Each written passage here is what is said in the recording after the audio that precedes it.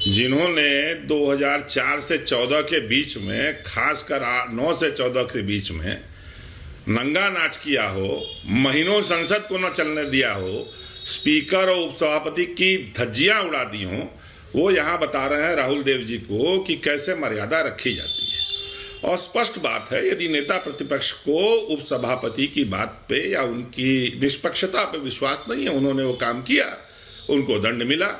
और भारतीय लोकतंत्र का ये अजीब चेहरा सामने आ रहा है स्पीकर का और उपसभापति का, कि तकरीबन 150 मेंबर ऑफ पार्लियामेंट टोटल, अगर राज्यसभा और 141 बन रहा है अभी, लोकसभा मिला दीजिए तो 20% से ऊपर मेंबर ऑफ पार्लियामेंट सस्पेंड किए जा चुके हैं।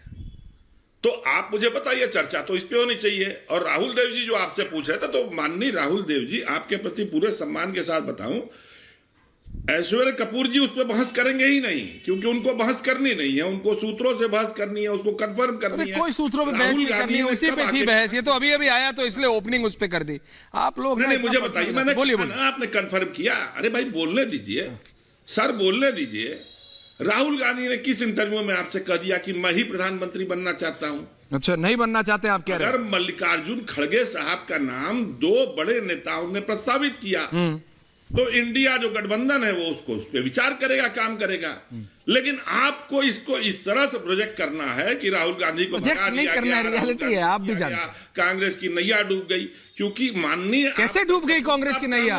कांग्रेस के राष्ट्रीय अध्यक्ष को प्रधानमंत्री पद के लिए टीएमसी और आम आदमी पार्टी सपोर्ट कर रही है, हिटमैन की तरह काम करते हैं। नहीं, मैं आपको बता रहा हूँ, रियलिटी है। कांग्रेस के राष्ट्रीय अध्यक्ष को आम आदमी पार्टी और टीएमसी प्रपोज कर रही है। ये कि क्या खड़गे साहब, ऐश्वर्या सुधांशु जी, ऐश्वर्या कपूर जी, किस कांग्रेस वाले ने बायकॉट कर दिया इस मीटिंग से?